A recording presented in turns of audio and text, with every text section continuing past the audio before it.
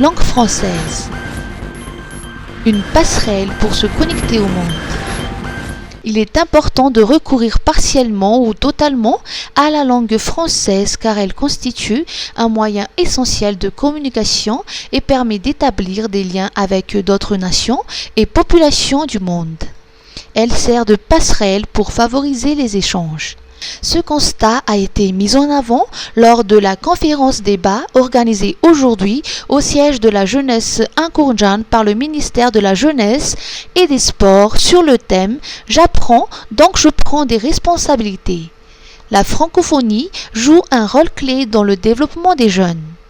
Cette initiative incite les jeunes malgaches à valoriser la recherche au-delà des compétences et des savoirs et à devenir des individus responsables. FCEM 2025. Du 28 au 30 avril à Madagascar.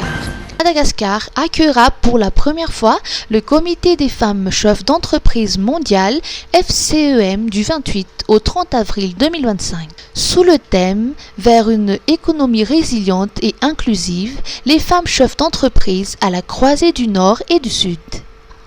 Il réunira près de 150 dirigeantes d'entreprises de plus de 100 pays.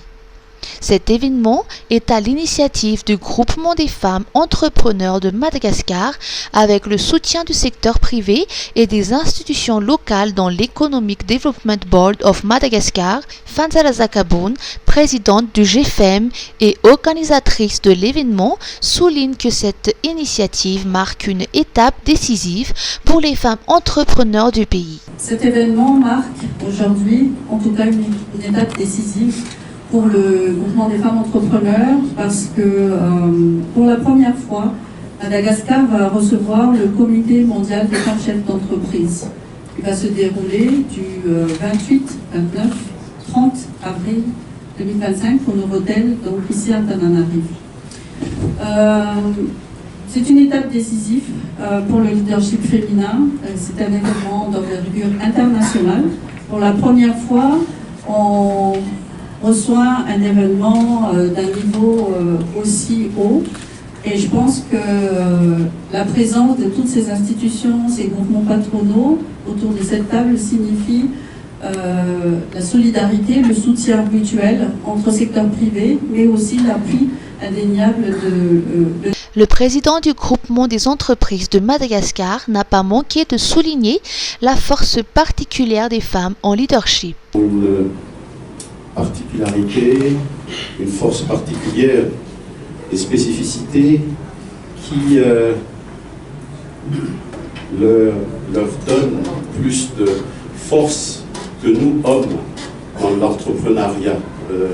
Ce que je veux dire, c'est que les spécificités du leadership au féminin est plus que affirmée, plus que acceptée et non discutable.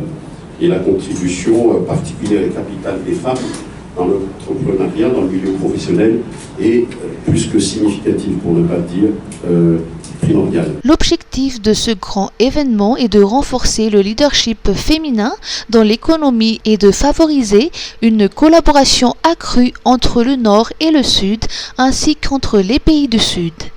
C'est également une occasion de promouvoir le secteur touristique malgache et de renforcer les partenariats internationaux.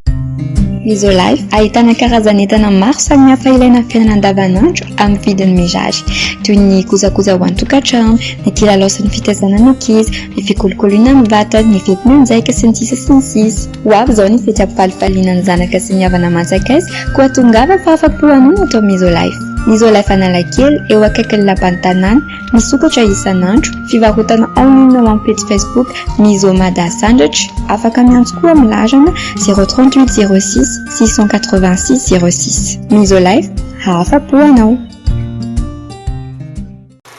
Ho an'ireo mpankafy novela sy amin'ny teny malagasy, tianao ve ny film mampientanentana, mankafy tantara mampitsi-povy ianao? Star Times no manana izay ilainao.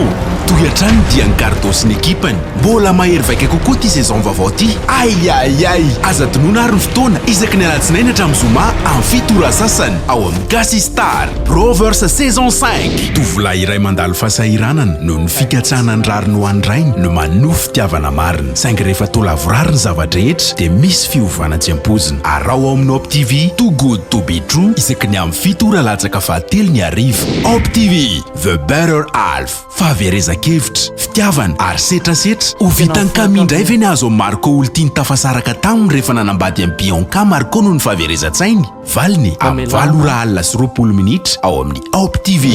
Ho an'ireo mpankafy baolina kitra, ankafizo mivantana ny lalao PFL amin'ny Gasy Star. Ndao ihany koa ny talentan'ny mpilalao malagasy. Star Times, ovaly efitsery. Autoroute Tana-Toamasina. Démarrage de la deuxième phase des travaux en 2026. Le Conseil des ministres a annoncé hier le lancement de la deuxième phase des travaux de construction de l'autoroute Antananarivo-Toamasina, prévue débuter au plus tard en 2026. Le financement pour cette section de 80 km qui part d'Indouzourbe est déjà assuré par la Banque arabe pour le développement de l'Afrique. Quant au financement de la dernière portion de 140 km, il est actuellement en cours de négociation avec le bailleur de fonds, y compris le fonds d'Abu Dhabi pour le développement, selon le communiqué du Conseil des ministres. 29 mars 1947. Coup d'envoi de la commémoration. Ce matin, le ministre des Forces armées Saïvel Mounza Delphin a lancé au stade Baria Mamasn la célébration officielle du 78e anniversaire de l'insurrection du 29 mars 1947. Dans son discours, il a souligné l'importance de préserver la mémoire historique et de cultiver l'esprit patriotique, rendant hommage aux héros qui ont donné leur vie pour l'indépendance de Madagascar. L'événement a été marqué par l'inauguration d'une exposition photographique retraçant l'histoire de 1947. Un espace de santé gratuit a également été mis en place pour les anciens combattants encore en vie ainsi que pour les personnages âgés de plus de 65 ans. L'événement a été couronné par une prestation remarquable des élèves du lycée moderne d'Ampeflou représentant la jeune relève de la commémoration du 29 mars. Célébration 26 juin 2025. Le général de brigade Rakout Njabar Eric, en charge de l'organisation. 3 mois avant la commémoration de la fête nationale marquant le 65e anniversaire du retour de l'indépendance, le comité technique national d'organisation a été officiellement présenté à Impaébé. Ce comité est en charge de coordonner tous les préparatifs des festivités. Le général de brigade Rakout Njabar Eric a été désigné comme nouveau président du comité.